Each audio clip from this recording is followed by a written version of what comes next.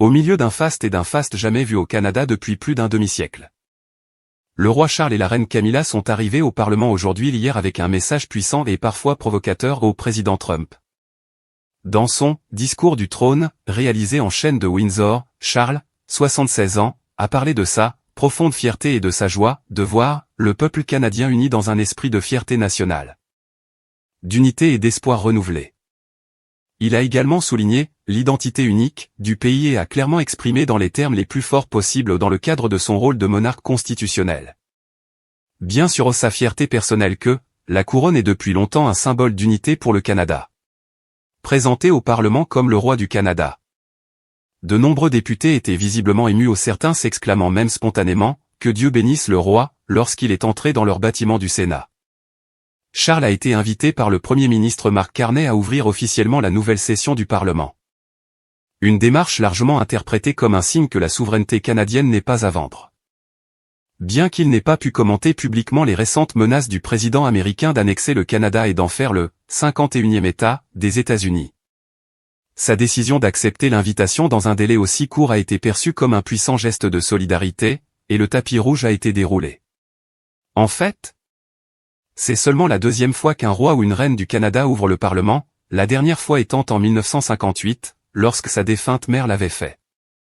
Charles et Camilla ont été escortés dans une calèche, flanqués de policiers royaux portant le drapeau, et accueillis par une garde d'honneur de 100 hommes au Sénat d'Ottawa. Accompagnés d'une salve de 21 coups de canon. Dans son discours, prononcé en français et en anglais, le roi a reconnu les peuples autochtones qui vivaient autrefois sur des terres détenues par le Sénat et a déclaré qu'il espérait que les peuples autochtones et les autres communautés pourraient trouver la vérité et célébrer ensemble l'histoire de la nation. Il a également rendu hommage à tous ceux qui ont perdu la vie pendant la Seconde Guerre mondiale, à l'occasion du 80e anniversaire du jour J.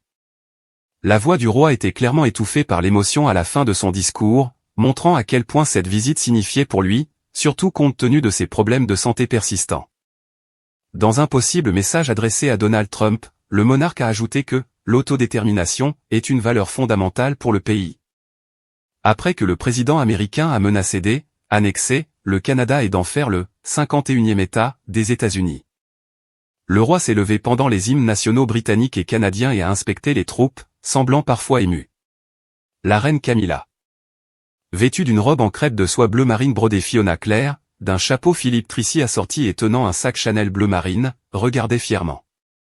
Elle portait également sa propre broche des Canadiens rifle en tant que colonel commandant le régiment, ainsi que des colliers de perles et de diamants. Le roi portait un costume simple avec des médailles et l'ordre du Canada autour du cou.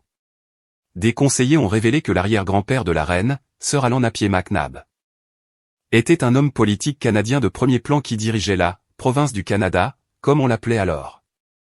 Après avoir pris place dans la salle, avec la reine assise sur le trône à ses côtés, le roi a finalement prononcé son très attendu « discours du trône ». Rédigé, comme en Grande-Bretagne, par le gouvernement canadien et décrivant son nouveau programme législatif pour le prochain Parlement. Il est toutefois clair que le roi a ajouté une touche personnelle forte à ses propos. C'est ma 20e visite au Canada, couvrant plus d'un demi-siècle, et ma première en tant que roi, a-t-il déclaré. Comme je l'ai déjà dit, chaque fois que je viens au Canada, un petit peu du Canada entre dans mon sang et de là, directement dans mon cœur. J'ai toujours admiré l'identité unique du Canada, reconnue dans le monde entier pour son courage et ses sacrifices dans la défense de nos valeurs nationales, ainsi que pour la diversité et la gentillesse du peuple canadien. Cela fait presque 70 ans que le roi a ouvert le Parlement pour la première fois, a-t-il ajouté.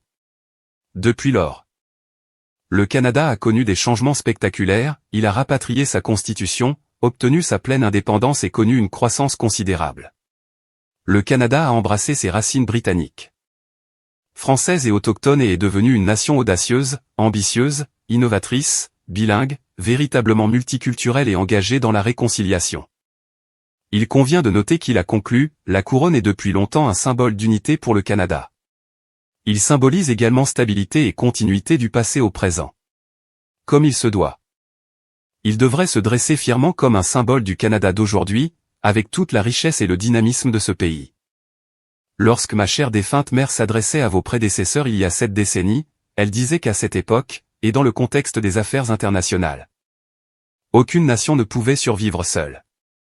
Nous sommes incroyablement fiers qu'au cours des décennies qui suivront, le Canada continuera de donner l'exemple au monde par son comportement et ses valeurs en tant que force du bien. Sous un tonnerre d'applaudissements, il a ajouté. Comme nous le rappelle l'hymne national, le vrai Nord est vraiment fort et libre. Le discours de 26 minutes du roi a également abordé le commerce mondial et les récents tarifs douaniers de Trump, déclarant que si le Canada souhaite travailler avec les États-Unis, il souhaite également renforcer ses liens avec d'autres partenaires commerciaux et alliés de confiance dans le monde. Le système commercial mondial ouvert, qui, bien qu'imparfait, a contribué à assurer la prospérité des Canadiens pendant des décennies, est en train de changer. Les relations du Canada avec ses partenaires évoluent également, a déclaré Charles avec prudence.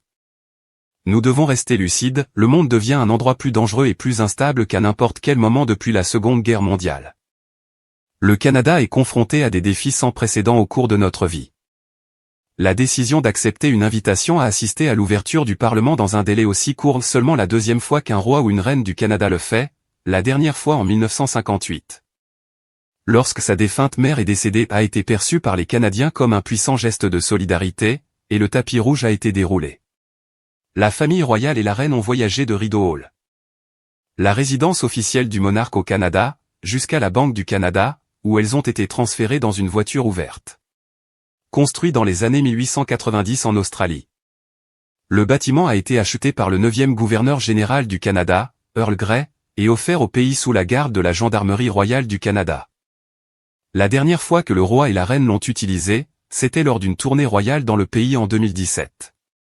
La reine Camilla portait une robe en crêpe de soie bleu marine brodée Fiona Claire, un chapeau bleu marine Philippe Trissy et un sac Chanel bleu marine. Elle portait également sa propre broche des Canadiens rifle en tant que colonel commandant le régiment, ainsi qu'un collier de perles et de diamants. Le roi portait un costume simple avec des médailles et l'ordre du Canada sur lui. On l'a vu sourire aux passants alors qu'il était assis dans une calèche en route vers le Parlement avec sa femme. La voiture de Charles et Camilla était menée par 14 cavaliers, suivis de 14 autres, ainsi que de la première gouverneure générale autochtone du Canada, Marie Simon, et de son mari, Whit Grant-Frazé. Le nouveau Premier ministre canadien, Mark Carney, attendait le couple royal à l'extérieur du Sénat canadien, et un groupe jouait l'hymne national, alors que le roi était amené à la Chambre des communes.